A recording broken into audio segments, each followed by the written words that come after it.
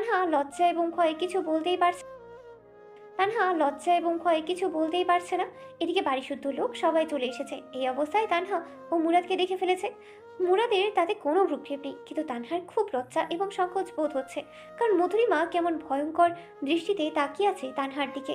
এদিকে মুরাদের মা সাথে সাথে শুকনো একটি টাওয়েল নিয়ে তানহাকে ঢেকে দিয়ে বলল, উপরে চল।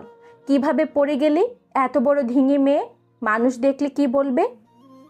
মুরাদ সাঁতার কাটতে কাটতে খালার দিকে তাকিয়ে বলল, মেয়েকে বিয়ে কি দিবে খালামণি? মেয়ে তো হাঁটতেই পারে না, ধপস করে হাঁটতে গিয়ে পানিতে পড়ে গেল। আমি না থাকলে কি হতো চিন্তা করে দেখো তো। বিসিএস ক্যাডের জামাই কই পেতে? দেখলে, বিপদে পড়লে শুধু ক্যাডের ভাগ্নে কাজে লাগে, কোনো বিসিএস জামাই কাজে লাগে না। তারমিম শেখ মুরাদের কথার সাথে তাল মিলিয়ে বলল, সেটাই দেখছি, কই যে বিয়ে দিব এই মেয়েটা শ্বশুরবাড়ি গিয়ে 10 কদম হাঁটতে গিয়ে 20 কদম উষ্টা খেয়ে পড়ে যাবে। তোকে বারবার কে বাঁচাতে যাবে? মুরাদ কি সব জায়গায় থাকবে কাঁধে করে তোকে নিয়ে ঘোরার জন্য? দীর্ঘশ্বাস ফেলে কথাগুলো বলল তারমিম শেখ। কাঁধে নিয়ে ঘোরার জন্য রেডি তোমার আদরের বদমাইশ লুচ্চা ভাগ্নে। মনে মনে মায়ের দিকে তাকিয়ে বলল তানহা। তানহা টাওয়েল পেঁচিয়ে রুমে গিয়ে ওয়াশরুমে দাঁড়িয়ে ভাবছে মুরাদের কথাগুলো। হঠাৎ আয়নায় চোখ পড়ল, যেখানে সাদা জামা ভেদ করে ভিতরের ইনার সহ সব কিছুই দেখা যাচ্ছে। লজ্জায় লাল হয়ে গেল তানহা। এজন্যই বলেছে সাদা জামা পরা তোর জন্য নিষিদ্ধ। কত বড় চরিত্রহীন লোকটি! না জানি কেমন লোলুপ দৃষ্টিতে দেখছিল তানহাকে। আবার মনে পড়লো কিভাবে তানহাকে বুকের সাথে লেপটি ধরে রেখেছিল, বারবার বলছিল বাসর ঘরের কথা, বিয়ের কথা, হানিমুনের কথা। আর ঠোঁটকাটা লোকটা বুঝি লজ্জা করে না? কিভাবে একটা অবিবাহিত মেয়েকে বলে ওর পেট থেকে 12টা বাচ্চার জন্ম দেওয়ার জন্য? ভাবতেই তানহা লজ্জায় দাঁত দিয়ে ঠোঁট কামড়ে ধরল। মোস্তফা মনোয়ার নিজের রুমে বসে ভাবনা চিন্তায় মগ্ন ছিলেন। এমন সময় রুমে প্রবেশ করলেন ছোট ভাই মোবাশ্বের কামাল। আগেও ভাইকে জানিয়ে গিয়েছিল আগামীকাল সকালে দলের সিনিয়র নেতাদের সাথে মুরাদকে নিয়ে একটা মিটিং হবে, সেখানে নমিনেশন পাবে সেই নিয়ে আলোচনা হবে। আবারও এসেছেন ভাইকে বুঝিয়ে শুনিয়ে নিজের দলে ফেরানোর জন্য। মোস্তফা মনোয়ার মোবাশ্বের কামালের দিকে তাকিয়ে বললেন, কিছু বলবে? এসো। মোবাশ্বের কামাল বড় ভাই মোস্তফা মনোয়ারের দিকে তাকিয়ে আমতা আমতা করে বলল, ভাইজান, আপনি তো জানেন আগামীকাল দলের নমিনেশন নিয়ে একটা মিটিং হবে, সেখানে মুরাদও আসবে। ও নমিনেশন যাচ্ছে, কিন্তু আপনি তো জানেন মুরাদ বয়স অল্প, রক্ত গরম। এমন অবস্থায় ওকে দলের নেতারা নমিনেশন দিতে চাইবে না। শুধুমাত্র আপনার ছেলে, এছাড়া তো এই মুহূর্তে ওর কোনো যোগ্যতা নেই, আর তাছাড়া ওর কোনো অভিজ্ঞতা নেই রাজনীতির মহলে। তাই আমি চাচ্ছিলাম আপনি সেখান থেকে ওকে বুঝিয়ে শুনে রাজি করাবেন যে এই নমিনেশনটা যাক। আগামী 5 বছর পর ও আমার সাথে থেকে রাজনীতি শিখুক, 5 বছর পরে ওকে নমিনেশন দেওয়া হবে। মোস্তফা মনোয়ার এক দৃষ্টিতে ছোট ভাইয়ের দিকে তাকিয়ে রইলেন, তারপর বললেন, জানি মিটিং সকাল 10টায়। সকাল 10টায় কথা হবে। মুরাদ যেহেতু আমার কাছে কোনো আবদার করে আসেনি, তাই আমি কোনো পক্ষপাত করব না। যা আমার চোখে ভালো মনে হবে আমি তাই করব। এ নিয়ে তোমার টেনশন করতে হবে না। তুমি এখন আসতে পারো। আমার শরীরটা বেশ ভালো লাগছে না, তাই এই বিষয়ে এখন আর কথা বলতে ইচ্ছে হচ্ছে না। দলের সিনিয়র নেতারা যা বুঝবে, ভালো মনে করবে, সেই সিদ্ধান্তই নিবে। আমার কথা তো আর সব হবে না। মোবাশ্বের কামাল যেন একটু খুশি হলেন। অ্যাটলিস্ট আর যাই হোক মুখের ওপর এটি বলেনি যে তার ছেলেকে নমিনেশন দেওয়ার ব্যাপারে কথা বলবেন। ভাইকে ভালো করে চিনেন উনি, কারোর কান ভারী করার লোক না। এখন যা বলছেন সামনে মিটিংয়ে গিয়েও সেই কথাই বলবেন। কামাল সন্তুষ্ট চিত্তে বললেন, ঠিক আছে ভাইজান, শরীরের যত্ন নেন, আর সকালবেলা আমরা একসাথে যাব, সমস্যা নেই। মোস্তফা মনোয়ার আর কথা বাড়াতে চাইলেন না। ভিতরটা তার কেমন যেন তিক্ত হয়ে আছে, কোনো কিছুই ভালো লাগছে না। এখন চোখে শুধু মুরাদের মুখটা ভেসে উঠছে বারবার। বড় একটি দীর্ঘশ্বাস ফেলে বললেন, ঠিক আছে, যাও। আগামীকাল মিটিং, এই মিটিং এর ব্যাপারে কথা হবে। বাড়িতে আমি এসব কথা বলতে চাই না রাজনীতি নিয়ে। এদিকে মোস্তফা মনোয়ার তার শালিকা তারমিম শেখ থেকে ছেলের যাবতীয় তথ্য নিয়ে এসেছে। বিসিএস ক্যাডার যার সাথে তানহার বিয়ের কথাবার্তা চলছে, তাই সেই কাগজটির হাত নিয়ে উনি ফোন ঢুকালো একটি নাম্বারে। ওনার পার্সোনাল সেক্রেটারি, যিনি ওনার সমস্ত গোপন কাজকর্ম করতেন রাজনীতি চলাকালীন সময়। ফোন ধরতেই ওপাশ থেকে হ্যালো বলার সাথে সাথে মোস্তফা মনোয়ার বললেন, যা বলছি ভালো করে মনোযোগ দিয়ে শুনবে। একটি ছেলের নাম, বায়োডাটা, সব কিছু পাচ্ছি। তুমি ছেলেটির পার্সোনাল ডিটেলস নিবে, কোথায় বাড়ি, বাবা মা কি করে, সমস্ত ডিটেলস নিয়ে আমাকে জানাবে। পরবর্তী স্টেপ আমি তোমাকে জানিয়ে দিব কি করতে হবে। আপাতত ঢাকার বাইরে সরকারি পোস্টিংয়ে আছো, ঢাকায় পোস্টিংয়ের জন্য চেষ্টা করছো। প্রথমত কাজ হচ্ছে ঢাকায় যে কোনোভাবে যেন পোস্টিং হতে না পারে, তার জন্য যা যা চার্জ লাগানো দরকার সব লাগাও। আর বাকি তথ্য আমি তোমাকে বলার পরে কাজ শুরু করে দেবে। মুরাদ কথা বলছে সেলিম এবং ইমতিয়াজের সাথে। সেলিমকে একটি নাম্বার এবং একটি নাম দিয়ে বলল, আমি যখন মিটিংয়ে থাকবো, মিটিংয়ের কি হচ্ছে না হচ্ছে তোর সব কিছু জানার প্রয়োজন নেই। কিন্তু আমি যদি তোকে কোনো মেসেজ দেই, সাথে সাথে এই নম্বরে ফোন দিয়ে বলবি যে লোকেশনের কথা বলা হয়েছে সে লোকেশনে যেন ইনকাম ট্যাক্স ডিপার্টমেন্ট থেকে রেড দেয়। আর যদি ফোন না দেই বা মেসেজ না করি, সেক্ষেত্রে তুইও ফোন করে বলবি না। ঠিক আছে ভাই, একদম ক্লিয়ার কথা, কোনো সমস্যা নেই। ফোন আমার হাতেই থাকবে। আপনি মেসেজ দেওয়ার সাথে সাথে আমি এই নাম্বারে ফোন দিয়ে যা যা জানানো দরকার ওমর ফারুক ভাইকে জানিয়ে দেব। যা তাহলে, আজকের বাসে যেতে হবে না। নিচে যে কোয়ার্টার আছে, কোয়ার্টার এখানে আজকে থাক। সকালবেলা একসাথে আমরা 3 জন যাব। খাওয়া দাওয়া করে এখানে থেকে যাস। আমি রহিমাকে দিয়ে খাবার পাঠানোর ব্যবস্থা করছি। বলে মুরাদ ভিতরে প্রবেশ করলো। এদিকে মধুরিমা মুবাশের কামালের স্টাডিতে এসে বাবার সামনে মুখোমুখি হয়ে বসলো। বসে কান্না করতে করতে বলল, তুমি তো কিছুই করছো না পাপা, এদিকে সবকিছু হাত থেকে বের হয়ে যাচ্ছে।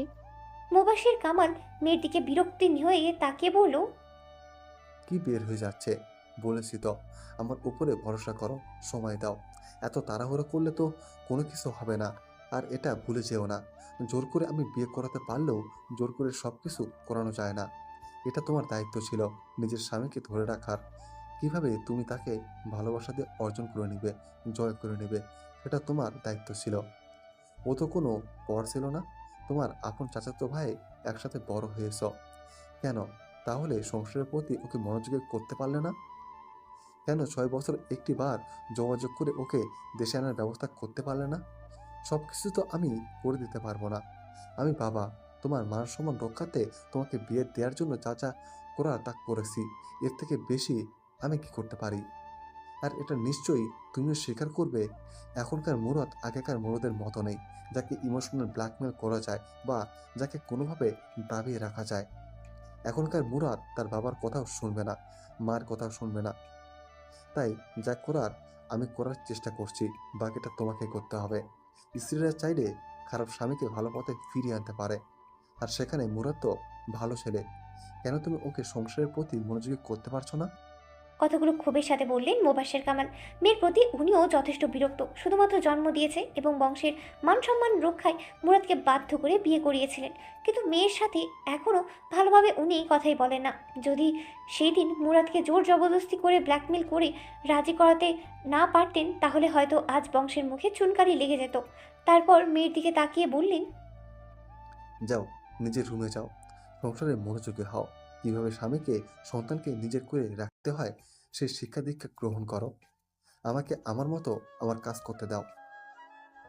মধুরিমা চুপচাপ স্টাডি থেকে বের হয়ে গেল, আরেকটি কথা বলল না। এদিকে তানহা আজ নিজের রুমে বসে আছে, বাইরে কোথাও যায়নি। মুরাদ পানির নিচে নিয়ে যে ছোট একটি কামড় দিয়েছিল, হালকা একটি দাগ হয়েছে। অসভ্য লোকটা কামড়ে কুমড়ে বিভিন্ন জায়গায় দাগ করে দিয়েছে। লজ্জায় কারো সামনে যেতেই পারছে না তানহা। মনে মনে ভাবছে নিজের স্বামীকে এই মুখ কিভাবে দেখাবে। বিয়ের আগেই খালাতো ভাইয়ের সাথে এত কিছু হয়ে গিয়েছে, এখন শুধু সত্যি সত্যি 1 ডজন বাচ্চা কাচ্চা জন্ম দেওয়া বাকি। পরক্ষণে ছি বলেই নিজেকে ধাক্কা দিল তানহা। কী সব চিন্তা ভাবনা করছে। আর তার বিসিএস ক্যাডার হাজবেন্ড কি করে জানবে যে ঠোঁটে চুমু খেয়েছিল? এটা তো কোনো প্রমাণ নেই। আর তাছাড়া তানহা ইচ্ছে করে খায়নি, তানহাকে জোর করে ধরে চুমু দিয়েছে তার খালাতো ভাই। হঠাৎ দরজা বন্ধ করার আওয়াজ পেতেই তানহা সামনেতে গিয়ে দেখলো মুরাদ রুমে ঢুকে দরজা বন্ধ করে দিয়েছে।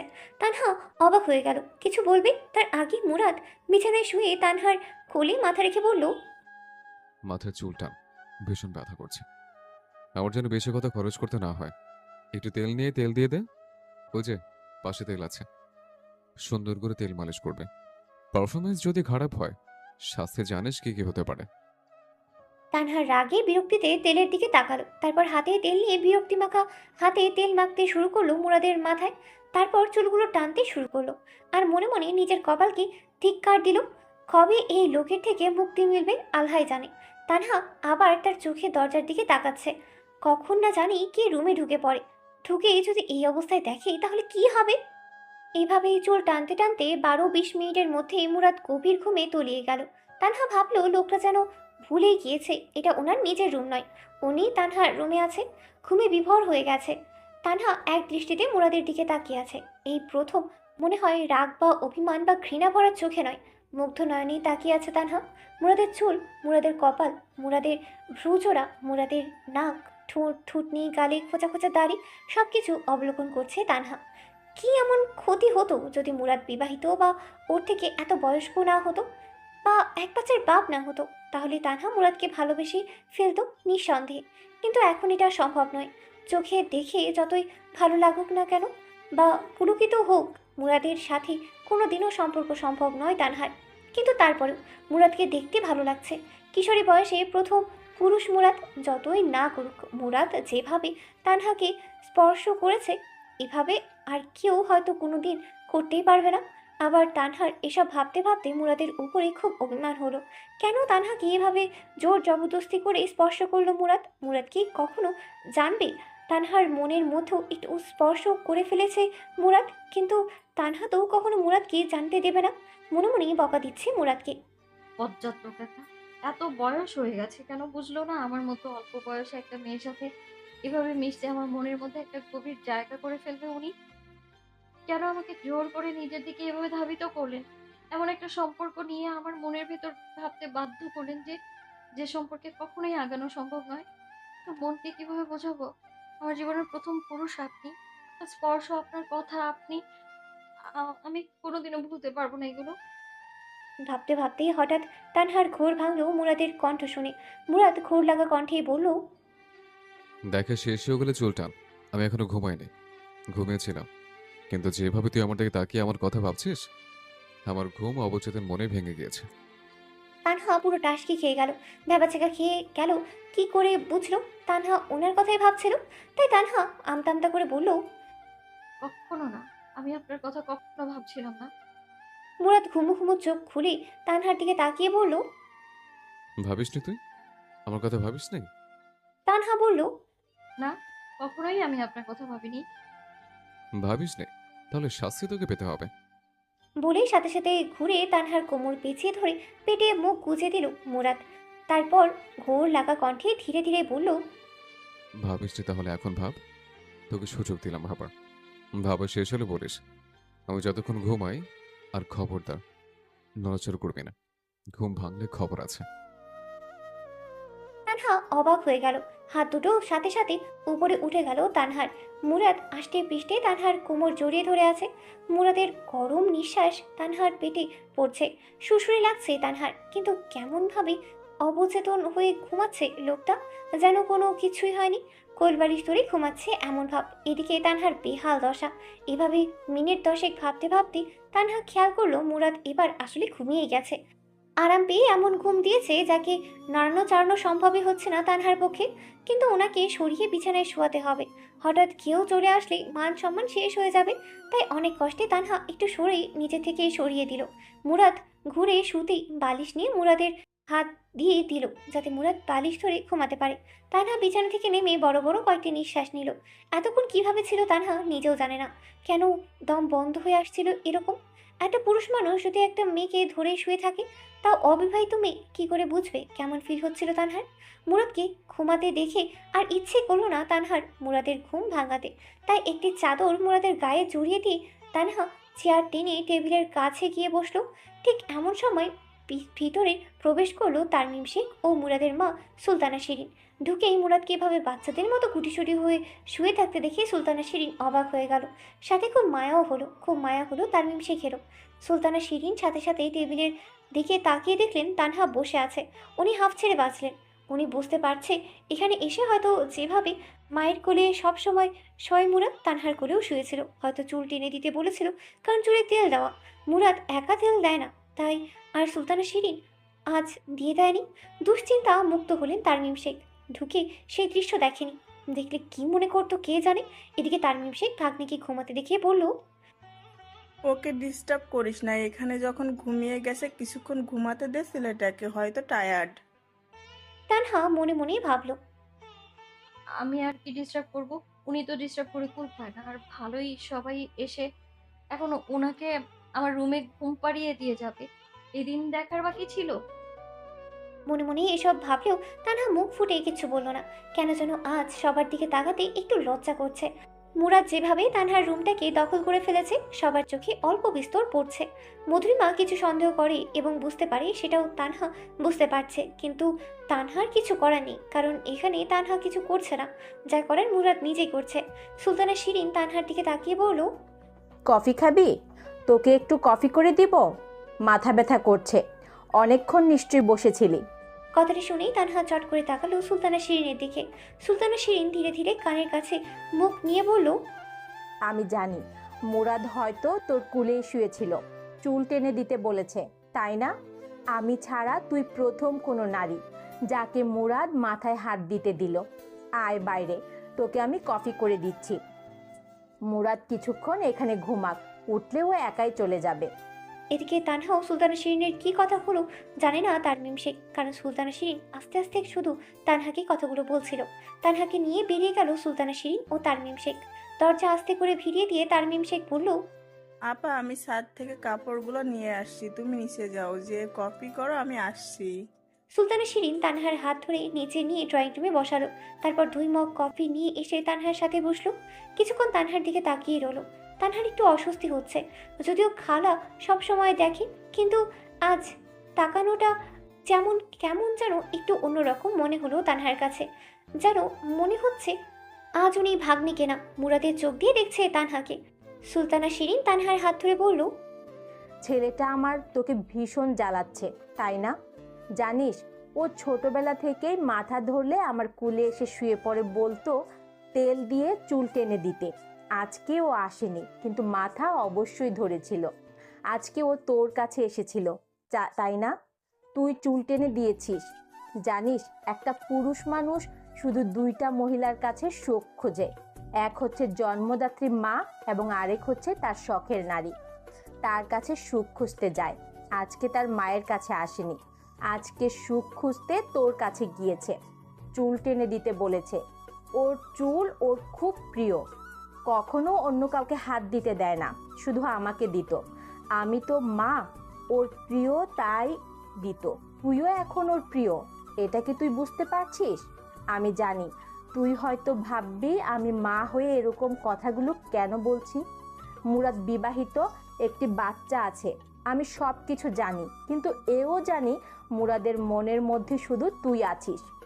মুরাদ হয়তো তোকে বলেছে, আমি এটাও জানি মুরাদ জোর করে তোকে এখানে আটকে রেখেছে, তোকে বাসায় যেতে দিচ্ছে না, তুইও নিশ্চয়ই জানিস। খালা আমি আর কিছু বলেই শেষ করতে পারল না তানহা।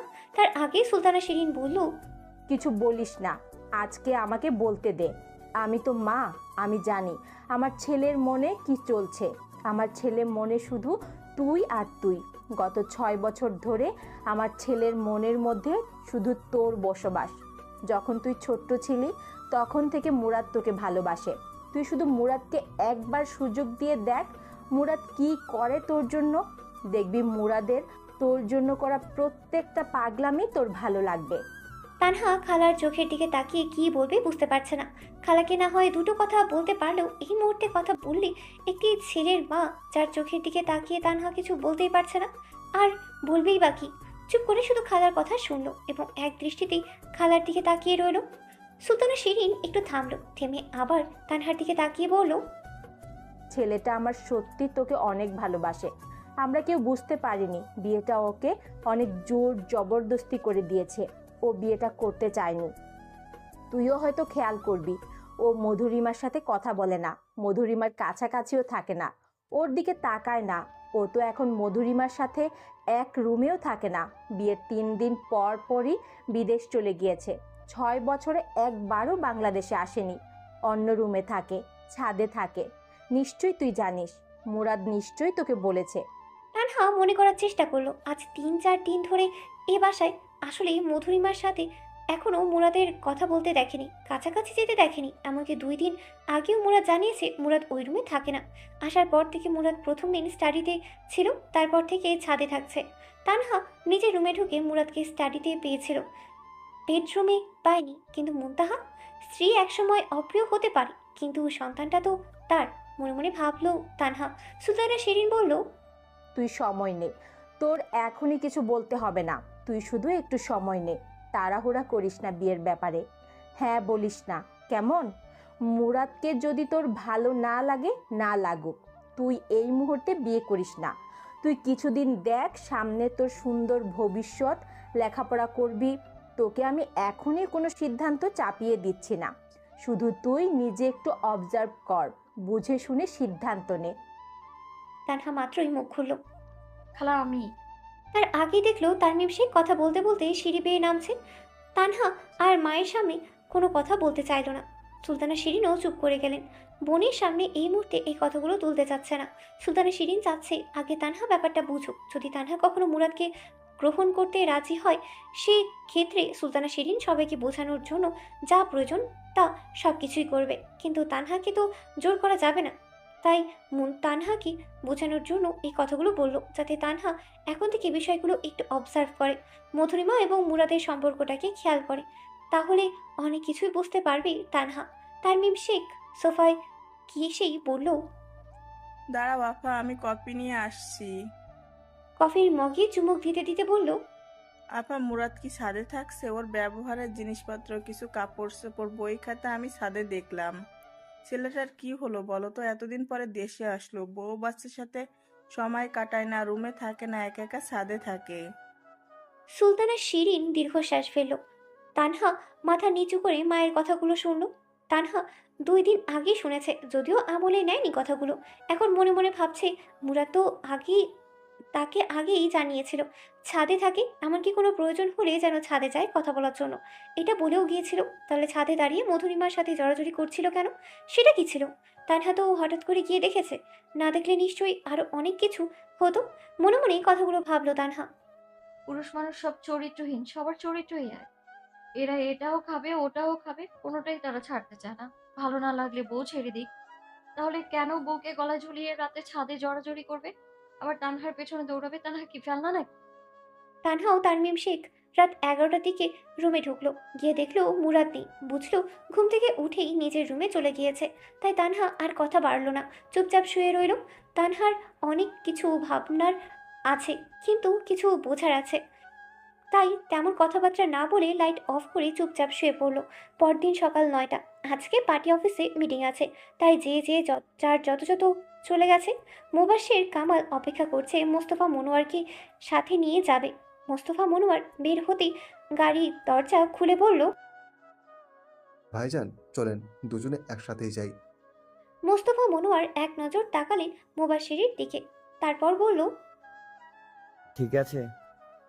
বলেই 2 ভাই গাড়ি করে চলে গেল। সেলিম ও ইমতিয়াজকে নিয়ে আলাদা গাড়িতে একটু আগেই বের হয়েছে মুরাদ। যদিও মিটিং একটু দেরিতে ছিল, কিন্তু তাদের আরও অন্য একটি কাজ আছে মিটিং রিলেটেড, তাই তাড়াহুড়ো করে আগেই বের হয়েছে। মিটিং রুমে থমথমে পরিবেশ। দলের বয়োজ্যেষ্ঠ নেতাদের থেকে শুরু করে কনিষ্ঠ সবাই একসাথে একসাথে এক ছাদের নিচে মিটিংয়ের জন্য বসেছে। অনেকদিন পর একত্রিত হয়েছে। দলের সিনিয়র নেতাদের ভাব গতিক একটু গম্ভীর্যপূর্ণ, যেন কোনো চাপ আছে ভিতরে ভিতরে, এমন একটা অবস্থা। এর মধ্যে বড় সিনিয়র নেতা আব্বাস আলী ও সামির মির্জা একজন আরেকজনের মুখ চাওয়াচাই করছে। মোস্তফা মনোয়ার মাথা নিচু করে বসে আছে। মুবাশ্শির কামাল এদিক ওদিক তাকিয়ে সবার ভাব গতিক বোঝার চেষ্টা করছে। এমন সময় খুব ফর্মাল ওয়েতে ভিতরে প্রবেশ করলো মুরাদ। পিছনে সেলিম এবং ইমতিয়াজ দরজা অবধি দাঁড়িয়ে রইল, ভিতরে প্রবেশ করলো না। মুরাদ ভিতরে ঢুকে সবাইকে সালাম দিয়ে তার নির্ধারিত চেয়ারে বসে সবার দিকে তাকালো একবার। কিছুক্ষণ পর কোনো কথা ছাড়াই মুরাদ বলল, আমি সোজা সাপটা কথা বলতে পছন্দ করি। আপনার এই দলের সিনিয়র বয়োজ্যেষ্ঠ এবং আপনাদের অবদান ভোলার মতো না। তবে আমার বাবার অবদান এই দলের জন্য অনেক। তাই বাবা যখন অসুস্থ হলেন, বাবার পরবর্তীতে আমার বয়স অল্প থাকে চাচা দায়িত্ব পালন করেছেন। তবে এবার নমিনেশন আমি চাচ্ছি। দলে নতুনত্ব আনতে হবে। সিনিয়র নেতা যেরকম প্রয়োজন, দলে ইয়াং ব্লাডও সেরকম প্রয়োজন। ইয়াং জেনারেশনের ভোট কাউন্ট করতে গেলে দলের ইয়াং জেনারেশন প্রয়োজন, নতুন নতুন নেতৃত্ব প্রয়োজন, নতুন নতুন চেহারা প্রয়োজন। সেলিম মির্জা মুখ খুললেন, বলল, তুমি যা বলছো তা ঠিক, নতুনত্ব প্রয়োজন। তবে এটাও মাথায় রাখতে হবে তোমার অভিজ্ঞতা নেই। দীর্ঘদিন তুমি আমেরিকা ছিলে, বাংলাদেশের নারী নক্ষত্র সম্পর্কে তোমার ধারণা নেই। আর তাছাড়া রাজনীতি করতে সোজা সাপটা কথা বলতে গেলে অনেক টাকা প্রয়োজন। এখন কেউ নিজের ঘর থেকে টাকা বের করে তো আর রাজনীতি করবে না, তোমাকে ফান্ডিং করবে এরকম লোক তোমার আছে কিনা সেটা তো আমার জানা নেই। মুস্তফা মনোয়ার ভাই ফান্ডিং করতে পারবে, বাবা হিসেবে ছেলের জন্য করতেই পারে, কিন্তু দলের নমিনেশন কিনতে এবং রাজনীতি করতে, ভোট চাইতে, একটা ইলেকশন করতে মিনিমাম 100 কোটি টাকা প্রয়োজন। এ টাকার কথাটাও চিন্তা করতে হবে। আব্বাস আলী এবার মুখ খুললেন। আব্বাস আলী এমনি অনেকক্ষণ ধরে চুপচাপ বসেছিলেন, কারণ তার ওপরে চাপ আছে। চাপটা কিসের সেটা পরে খুলে বলা যাবে। উনি বললেন, টাকার ব্যাপার তাও কোনো সমস্যা না। আমেরিকায় থেকে এত বছর মুরাদ বসেছিল না সেখানে, ওর অনেক বড় বিজনেস এম্পায়ার আছে।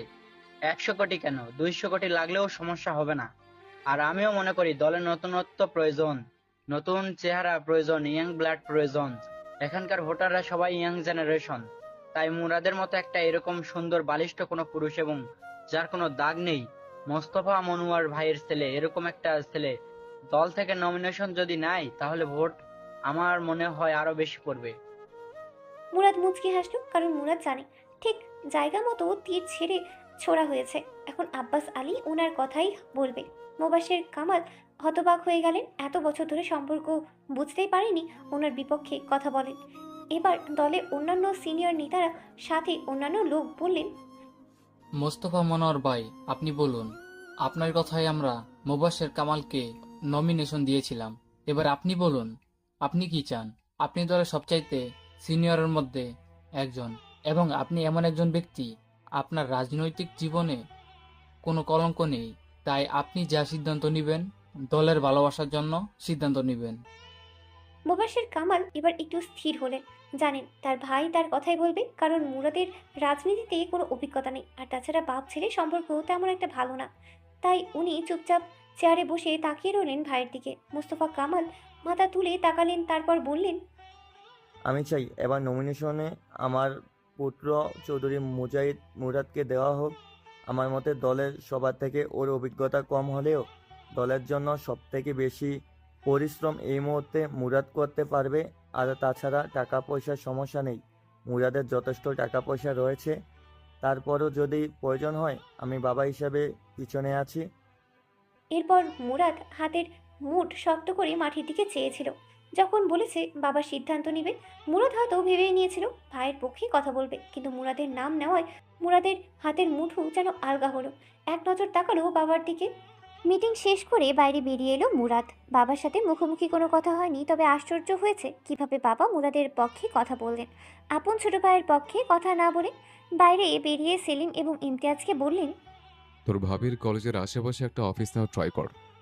এখন থেকে রোজ অফিস করতে হবে, পার্টি অফিস করতে হবে, ছেলেদের দলে বেরোতে হবে। ইয়াং ইয়াং স্টুডেন্ট এদের দেখিয়ে করবে। কলেজের সব থেকে ব্রিলিয়েন্ট ভালো স্টুডেন্টদের আনবে, কোনো সন্ত্রাসী গুন্ডা আনবে না।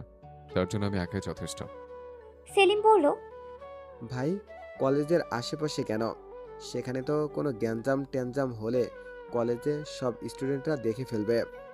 পরে মুরাদ সেলিমের দিকে তাকিয়ে বলল, তোর ভাবের দিকে নজর রাখতে হবে। শুধু তো আর রাজনীতি করলে হবে না। আমি যখন রাজনীতি করতে করতে টায়ার্ড হয়ে যাব, আমার জন্য দুপুরবেলা নুডলস রান্না করে খাবার কিনে আসবে। তোর ভাবেই তো আনবে। এই কলেজের কাছাকাছি জানা হয়, যেন আমি অফিস থেকে দূরবীন দিয়ে দেখতে পারি তোর ভাবি কলেজে কি করছে। শালাটা এমনি পড়াইতে পারতেছে না, শালা জীবন নিজের বিয়ে করে বউ তারপরে পড়াইতে পারতেছে না। মনে হচ্ছে জীবনে আর বাচ্চা কাচ্চার মুখ দেখতে পারবো না। সেলিম হাসতে হাসতে বলল, ওইসব তো ভাই আপনাদের বড়লোকদের বিলাসিতা। আমগো মতো গরিবদের মধ্যে হলে কি হতো জানেন? নিজের বিয়ে করা বউ তুলে নিয়ে যেতাম, 2 মাস মনে করেন যে একটা গোডাউনের ভিতরে রাখতাম। একবারে পেটটা উঁচা হলে তারপরে বাইর করতাম। যা শালি, মানলে মান, না মানলে বাচ্চা লইয়া বাপের বাড়িতে যা। মুরাদ কিছুক্ষণ সেলিমের দিকে তাকিয়ে থেকে বলল, এই জন্যই তো কি আমার এত ভালো লাগে। আমার এরকম ইচ্ছে করে জানিস, কিন্তু খালার মেয়ে তো, তাই পারতেছি না। অন্য কোনো মেয়ে হয়তো ঠিকই তুলে আনতাম। মনে কর ছাদে চিলেকোঠা রুমে রাখতাম, একেবারে 9 মাস পর গ্যাদা সহ বের করতাম। বাইরে থেকে মানুষ যখন টের পাইতো ভিতরে কিছু একটা কাঁদতেছে, তখন বের করতাম একবারে গ্যাদা সহ কোলে নিয়ে। সেলিম, ইমতিয়াজ, মুরাদ তিনজনের সাথে সাথে হেসে দিল, নিজেরাই কথাবার্তা বলে। তারপর মুরাদ সিরিয়াস হয়ে বলল, যা বলেছি তাই কর। কলেজ রোডে ঠিক অপোজিটে একটা অফিস নেবে। কেউ যদি খালি করতে না চায় জোর করবি, তবে ভদ্রভাবে জোর করবে, যেন কোনোভাবে আইনের দ্বারস্থ হতে না পারে। আমি কিন্তু আমার সন্ত্রাসীগিরি পছন্দ করি না। ভালোভাবে বলবো, একবার বলবো, 2বার বললে শুনলে শুনবে, না শুনলে আঙ্গুলটা একটু বাঁকা করব। সাপও মরবে, লাঠিও ভাঙবে না। আমার সাথে কাজ করলে এভাবে কাজ করতে হবে, ঠিক আছে? সেলিমের দিকে তাকিয়ে বলল মুরাদ। সেলিম বলল, বুঝতে পেরেছি ভাই, আমার দরকার কাজ। কি হলো না হলো সেটা আমার দেখার বিষয় না। যে যেভাবে ভয় পায় তাকে ঠিক সেভাবেই ভয় দেখাতে হবে। উল্টো পথে হাঁটলে চলবে না। তাহলে এখন থেকে আমাকে কি বলে ডাকবি? এমপি চৌধুরী মুজাহিদ মুরাদ ভাই। নাম তো শোনাই হোগা। হাসতে হাসতে বলল মুরাদ। হঠাৎ ইমতিয়াজ বলে উঠল, ভাই, বাবি নাকি বাসা থেকে বের হয়েছে। বাসা থেকে ফোন দিল দারোয়ান। বাসা থেকে বের হয়েছে মানে? কার সাথে বের হয়েছে? ইমতিয়াজ একটু আমতা আমতা করলো, তারপর বলল, দরজার সামনে নাকি একটা ফ্রেন্ড আসছিল, বাইক নিয়ে তার সাথে বের হয়েছে। কথাটি শুনে মুরাদের চোয়াল শক্ত হলো। তারপর বলল, কোথায় গেছে? ফোন লাগিয়ে জিজ্ঞেস কর। দারোয়ান কাকা জিজ্ঞাসা করেছিল, বলেছে কলেজ যাবে, কলেজে নাকি জরুরি কাজ আছে। মুরাদ ঘাড় ঘুরিয়ে সেলিমকে কিছু বলবে তার আগে বলল, ভাই, গাড়ি বের করছে, আসেন। পার্টি অফিস থেকে তানহার কলেজ বেশি দূরে নয়, তাই 10 মিনিটের মধ্যে মুরাদ গাড়ি নিয়ে পৌঁছে গেল। তানহা এখনও এসে পৌঁছায়নি। তানহা যেহেতু বাড়ি থেকে রওনা দিয়েছে তাই একটু দূরে লাগালো। তানহা যে বাইকেও এসেছে, দরজার কাছে আসতেই তানহা বাইক থেকে নামলো, নেমে বলল, ঠিক আছে ভাইয়া, ভালো থাকবেন। লিফট দেওয়ার জন্য ধন্যবাদ। ছেলেটির নাম সাইম, তানহার বড় ভাইয়ের ফ্রেন্ড। তানহার বড় ভাই হোস্টেলে থাকে, তবে এই ছেলেটি আশেপাশে একটি ইউনিভার্সিটিতে পড়ে। আগে একই এলাকায় ছিল, পরে চাকরির সুবাদে এলাকায় চেঞ্জ হয়েছে। তানহা গেট থেকে বের হয়ে যখন সাইমকে দেখেছিল, সাইম জোর করে লিফট দিল, বলল ভার্সিটি অবধি পৌঁছে দিবে। যেহেতু তানহা তার বন্ধুর একমাত্র ছোট বোন, এই সব কিছুই দূর থেকে খেয়াল করছে মুরাদ। তানহা হেসে হেসে কথা বলছে, খেয়াল করছে। তানহা কি ড্রেস পরে এসেছে সেটাও খেয়াল করছে। সব কিছু দেখছে আর ভিতরে ভিতরে ফুঁসছে মুরাদ। মনে মনে ভাবছে, আর 4-5 মাস পর নির্বাচন নিয়ে ব্যস্ত থাকবে, নাকি তার এই ছোট্ট বউকে লালন পালন করবে, মুরগির খোয়ারে আটকে রাখবে, নাকি কি করবে সেই চিন্তা ভাবনা করছে। মনে মনে ঠিক করলো একটা বডিগার্ড রাখতে হবে তার বউয়ের জন্য। এভাবে একা ছাড়া যাবে না, যখন তখন যে কোনো জায়গায় চলে যাবে, কখন কে হাত মেরে দিবে বলা যায় না। তাই ইমতিয়াজের দিকে আর চোখে তাকিয়ে বলল, ইমতিয়াজ, একটা ছেলে ঠিক কর, যেখানে দূর থেকে সবসময় খেয়াল রাখবে তানহা কোথায় যাচ্ছে, কার সাথে মিশছে, কার সাথে কথা বলছে, সবকিছু ডিটেলস আমার কাছে দেবে। ইমতিয়াজ সাথে সাথে মাথা ঝাঁকিয়ে বলল, ঠিক আছে ভাইয়া, কাজ হয়ে যাবে। আজ থেকে বাবির পিছনে লোক সেট করে দিব।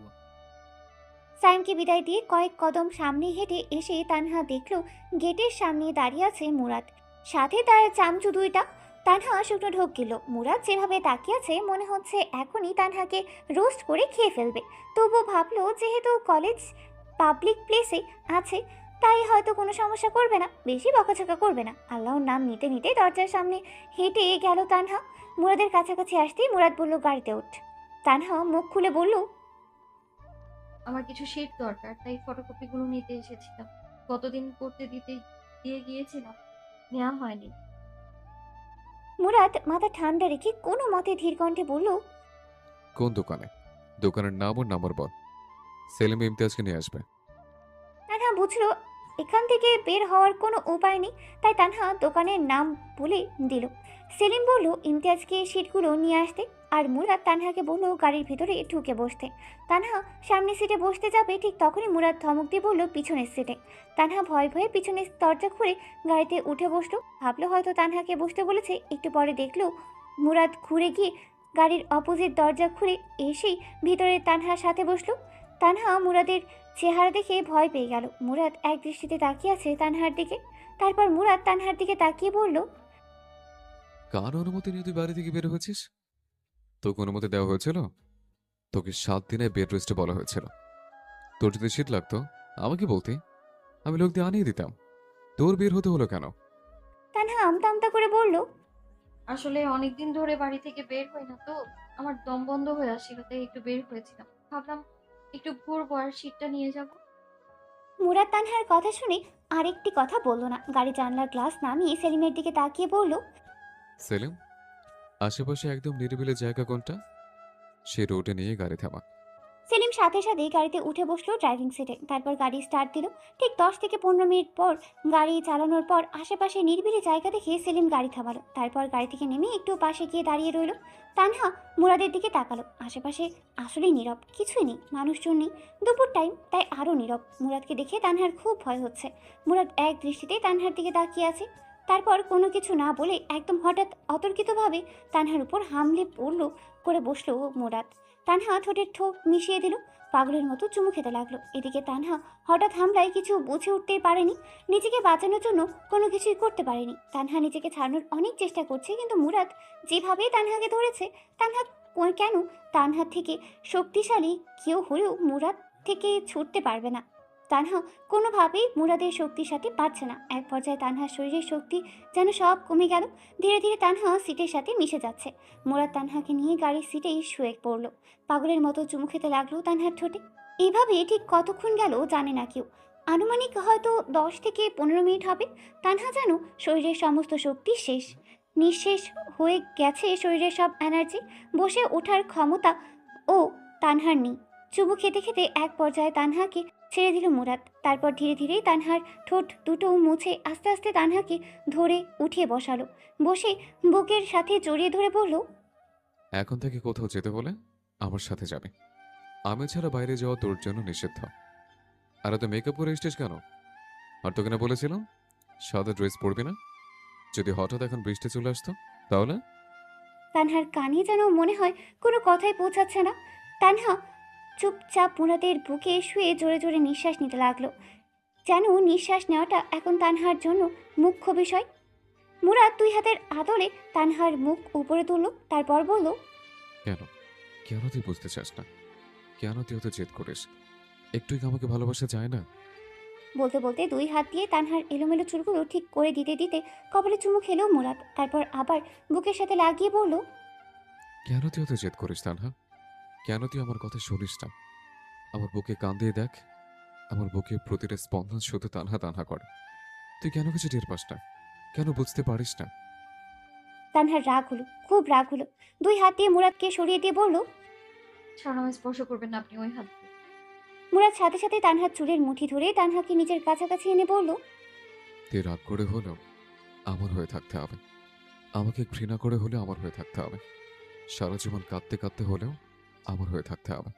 এটা আমার জেদ বা তোর শাস্তি না, এটাই তো নিয়তি। এটা আমার ভালোবাসা।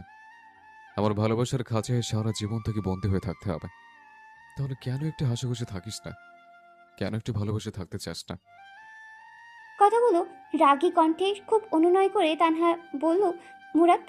তানহা আবার 2 হাত দিয়ে মুরাদকে সরিয়ে দিল।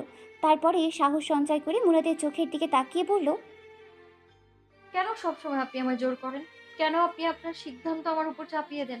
কেন আমি আমার ইচ্ছে মতো সিদ্ধান্ত নিতে পারবো না? আমি কি করব, কোথায় যাব, কি ধরনের কাপড় চোপড় পরবো, এগুলো দেখার জন্য আমার বাবা মা আছে, ভাই আছে, আমার মা আছে। আপনি কে? আপনি কেন বারবার আমার জীবনে ইন্টারফেয়ার করবেন? ঠিক আছে, বলেছেন ভালোবাসি, শুনেছি। এর জবাব হ্যাঁ হতে হবে এমন তো কোনো কথা নেই। আপনি কেন বারবার আমার কাছ থেকে হ্যাঁ শুনতে চান? ভুল হয়েছে, সরি। আপনি তো হ্যাঁ শুনতেও চান না। আপনি শুধু জানিয়ে দিয়েছেন আপনি আমায় ভালোবাসেন। আপনি আমাকে অধিকার করেন যেন আমি আপনার কোনো বস্তু হয়ে গিয়েছি। যখন তখন যেখানে সেখানে ইচ্ছে আপনি চুমু খেয়ে যাবেন, বুকে জড়িয়ে ধরবেন। আমার যেন কোনো ইচ্ছে অনিচ্ছা নেই। রাগে ক্ষোভে কথাগুলো বলল তানহা। মুরাদ চল শক্ত করে দাঁত কিরমির করে বলল, ইচ্ছা আছে, অনিচ্ছা আছে, সবকিছু আছে। তুই ইচ্ছাতে হলেও তোর রাস্তা শুধুমাত্র আমার দিকে আসবে। তুই অনিচ্ছাতে হলেও তোর রাস্তা শুধু আমার দিকে আসবে। এছাড়া ডানে বামে সব রাস্তা তোর জন্য বন্ধ। সামনে শুধু তুই আমাকে পাবি, তুই আমার দিকে আসবি। এটা তোর ভাগ্য, যে ভাগ্য আমি নিজের হাতে লিখেছি। যদি এই ভাগ্য কখনো তুই না মানতে চাস, আমি নিজের হাতে তোকে খুন করে ফেলব। সত্যি করে বলছি তানহা, তুই যদি আমার না হোস, তুই কখন আর কারো হবি না। আমি যেমন তোর জন্য পাগল হতে পারি, তোর ভালোবাসি নিজেকে জ্বালিয়ে পুড়িয়ে ছাই করতে পারি, ঠিক তুই যদি আমার সাথে বিশ্বাসঘাতকতা করিস, আমার কথা না শুনিস, আমাকে ভালো না বাসিস, আমি তোকেও জ্বালিয়ে পুড়িয়ে শেষ করে দিতে পারবো। তুই চলে যা, পড়ে যা, কোনো সমস্যা নেই। কিন্তু যতক্ষণ চলবে, যতক্ষণ পড়বি, শুধু আমার হয়ে চলবে, আমার হয়ে পড়বি। তানহা অত্যন্ত রাগী কণ্ঠে বলল, কিসের বিশ্বাসঘাতকতা? আর কেন আপনি আমায় জ্বালাবেন পুড়াবেন? আপনাকে আমি কথা দিয়েছি ভালোবাসি, হ্যাঁ? আপনার সাথে আমার কোনো সম্পর্ক আছে? কিসের অধিকার নিয়ে এত কথা বলেন আপনি? আর কেন বারবার স্পর্শ করেন আপনি আমায়? আমি একবার তোকে ছুঁয়েছি, তোকে জীবন আর দ্বিতীয় কোনো পুরুষ ছোঁয়া দূর, স্বপ্ন ভাবতে পারবে না। আমি থাকলেও না, আমি মরে গেলেও না, তোর শরীরে মনে শুধু আমার বিচরণ থাকবে, আর কারো না। তুই হেসে খেলে হলে আমার সাথে থাকতে হবে, রাগ করে হলে আমার সাথেই থাকতে হবে সারা জীবন। তুই আমাকে ঘৃণা কর, তারপরে তোর আমার সাথেই থাকতে হবে, আমার সাথে মরতে হবে। এ নিয়তি, এই ভাগ্য আমি আমার নিজের হাতে লিখেছি। আমি চৌধুরী মুজাহিদ মুরাদ তোকে অধিকার করি। আমি চৌধুরী মুজাহিদ মুরাদ সজ্ঞানে বলছি, আমি ছাড়া জীবনে দ্বিতীয় কোনো পুরুষ তোর জীবনে আসবে না। দ্বিতীয় পুরুষ তোর জন্য হারাম। যদি আসে, সবার আগে আমি সেই পুরুষকে মারব, তারপর নিজের হাতে তোকে আমি খুন করব।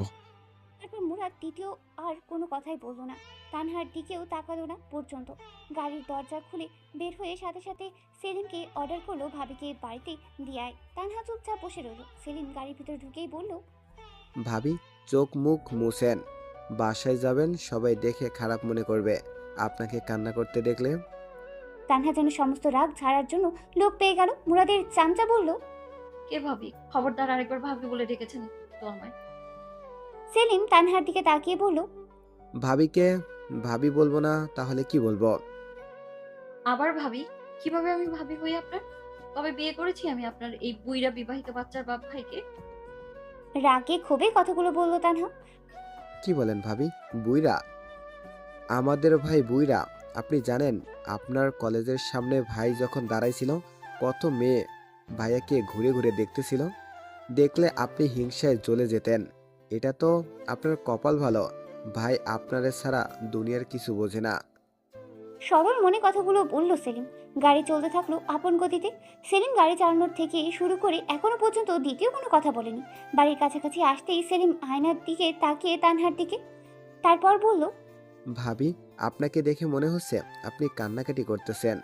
সামনে পানি আছে, পানির বোতলটা নিয়ে একটু মুখটা ধুয়ে নিন। তানহাও মাথা একটু ঠান্ডা হয়েছে। মনে মনে ভাবলো আসলেই তাই। বাড়িতে ঢুকলে সবাই যদি দেখে তাহলে সবাই প্রশ্ন করবে, একটি লজ্জার সিচুয়েশনে পড়ে যাবে। তাই পানির বোতল নিয়ে গাড়ি থামার পর হালকা করে মুখটা ধুয়ে টিস্যু দিয়ে মুছে নিল। তারপর সেলিমের দিকে তাকিয়ে বলল, আমাকে আর কখনো ভাবি বলবেন না। আপনার ভাই অন্যায় করেছে, উনি বিবাহিত, একটা সন্তান আছে ওনার। আপনারা এইভাবে ওনাকে কেন সাপোর্ট করছেন? বোঝাতে পারেন না উনি যা করছে তা গুনাহ হচ্ছে, খারাপ কাজ হচ্ছে?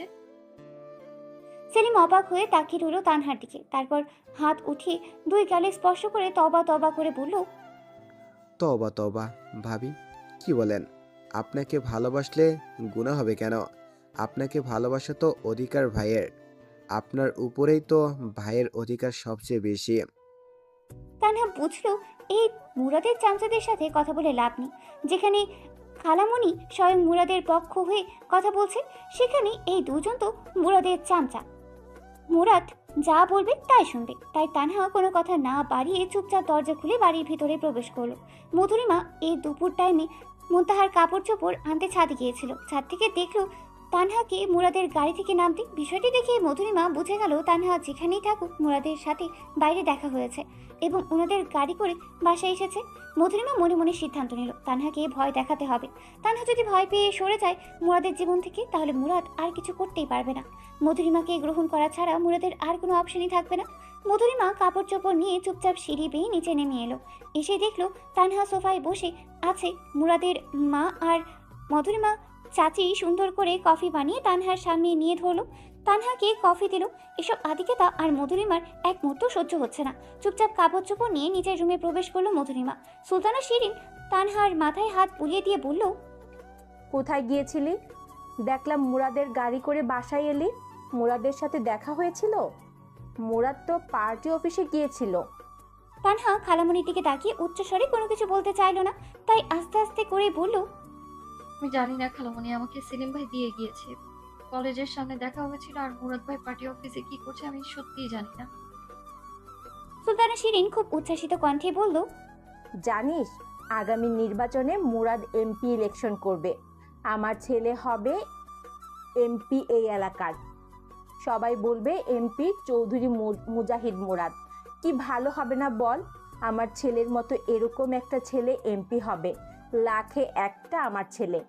তানহা খালামণির দিকে তাকিয়ে মনে মনে ভাবল, লাখে কেন খালামণি, কোটিতে তোমার ছেলে একটা, তবে ভালোর দিকে না খারাপের দিকে আর লুচ্চামোর দিকে। এখনই এরকম জোর জবরদস্তি করে এমপি হলে তো আমাকে তুলে নিয়ে যাবে। আল্লাহ, তুমি বুইড়া বদমাইশ লুচ্চা বিয়ারটা একটা এক বাচ্চার বাপকে এমপি ইলেকশনে পাশ করায় না প্লিজ। কথাগুলো খালার দিকে তাকিয়ে মনে মনে ভাবলো তানহা, কিন্তু মুখে কিচ্ছু বলল না। রাতে ডিনারের সময় ইতিমধ্যেই জানাজানি হয়েছে এবারে নমিনেশন মুরাদ পাবে। বাড়িতে অলরেডি উৎসব আমেজ, কিছু লোক বাদে সবাই খুশি। মুরাদের সাথে আজ সেলিম ও ইমতিয়াজও আছে। আজ এখানেই ডিনার করবে সকলের সাথে। চাচা মোবাশ্বের কামাল বাড়িতে আসেনি। বাবা মুস্তফা, মনোয়ার, সুলতানা শিরিন, তারমিন শেখ, মুনতাহা সবাই টেবিলে। নেই তানহা ও মধুরিমা। উপর থেকে নিচে নামবে তানহা এমন সময় মধুরিমা পেছনে পেছনে হেঁটে এলো। নিচে নেমে টেবিলের কাছে আসতেই সবার অগোচরে তানহাকে পা দিয়ে ল্যাং মারল। তানহা একটু হোঁচট খেয়ে পড়ে যাবে, ঠিক তখনই মুরাদ তানহাকে ধরে ফেলল। মধুরিমা যখন তানহার পেছন পেছন এসেছে তখনই মুরাদ খেয়াল করেছে মধুরিমা কিছু একটা করতে চাইছে।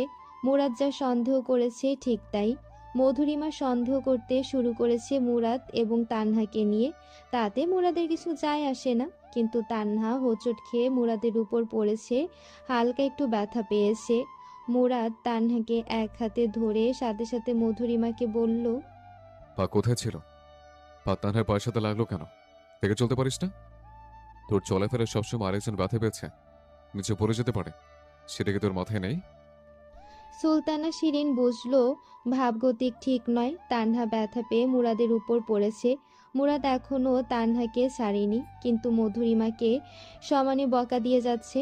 আশেপাশে মানুষজন আছে, চাইছে না এখানে কোনো সিন ক্রিয়েট হোক, তাই মুরাদের সামনে গিয়ে বলল, দেখে দেয়নি হয়তো, ভুলে হয়ে গিয়েছে। যাই হোক, খেতে বস। তানহা মামুনি, বেশি ব্যথা পেয়েছিস? তানহা মাথা নাড়িয়ে না করলো, বলল, না খালামণি, বেশি ব্যথা পাইনি।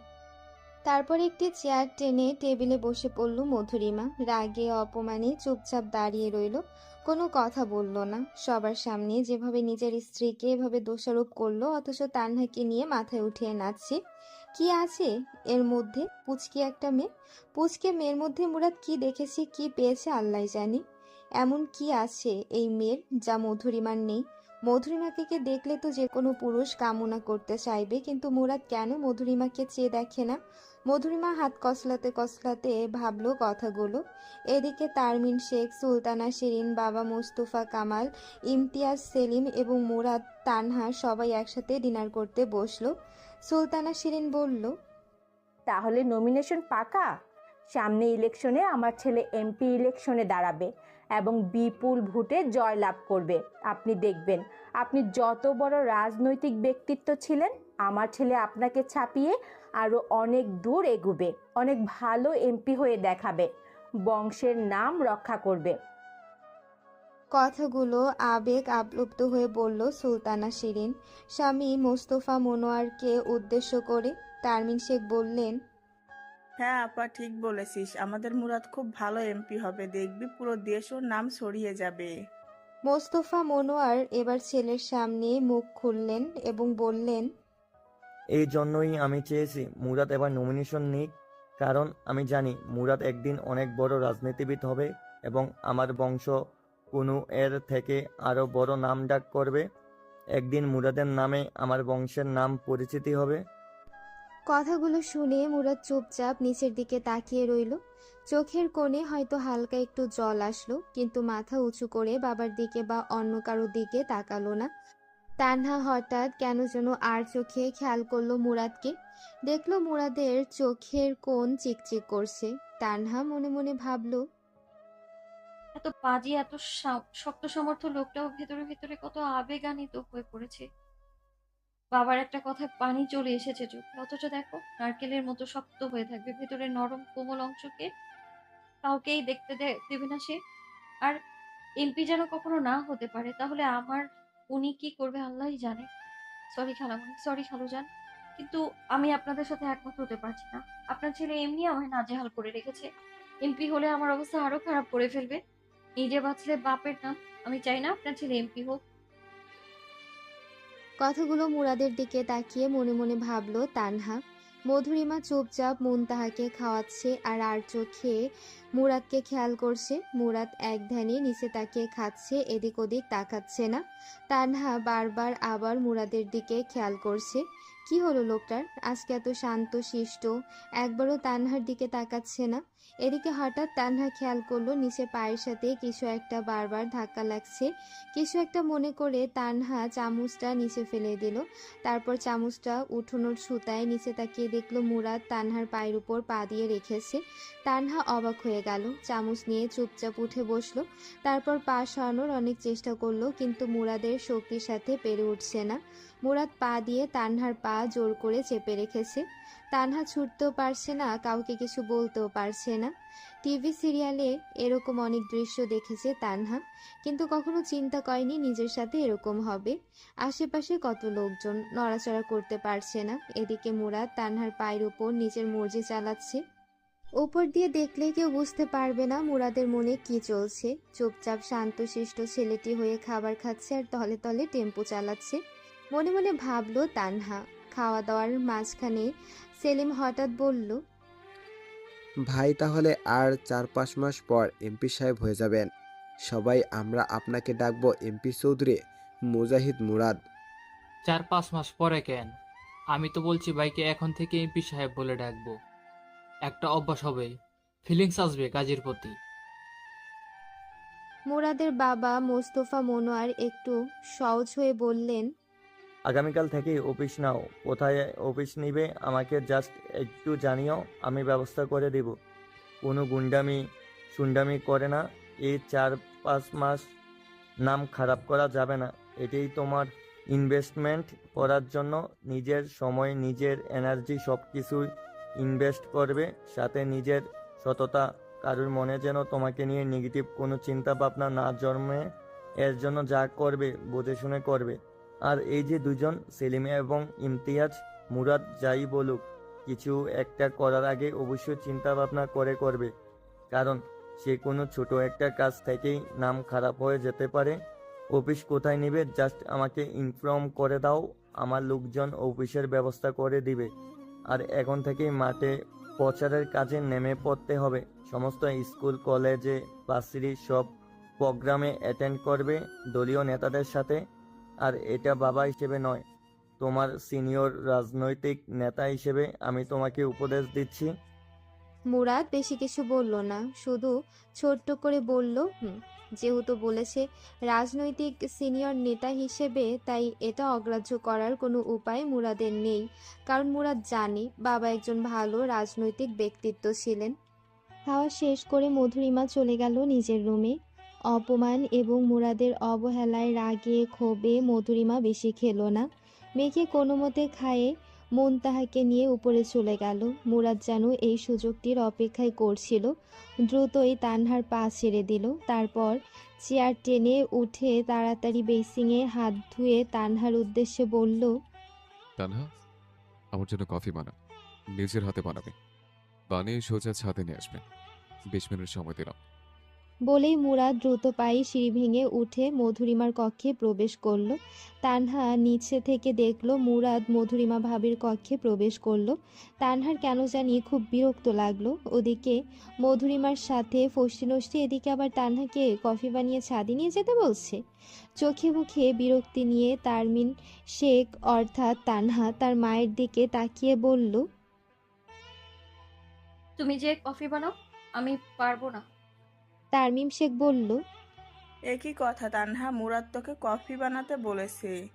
ভাই বড় ভাই হয়ে তোকে বললো, আর তুই কথাটা শুনবি না? আর ভুলে যাস না, ও তোদের এখন ভবিষ্যতের এমপি সাহেব। গিয়ে ঠিকঠাক মতো কফি বানিয়ে নিয়ে যা, না হলে কলেজে ভার্সিটিতে কোনো প্রবলেম হলে বাঁচাবে কে? মেয়েকে দুষ্টুমি করে বলল। তারমিম শেখ বড় আপা এবং বোনের হাজবেন্ড ইমতিয়াজ সেলিম ওদের সামনে লজ্জা পেয়েছে তানহা এভাবে কফি বানাতে অস্বীকার করায়, কারণ মুরাদ তার অনেক প্রিয় এবং বোনের ছেলের মতো না, নিজের ছেলের মতোই দেখে।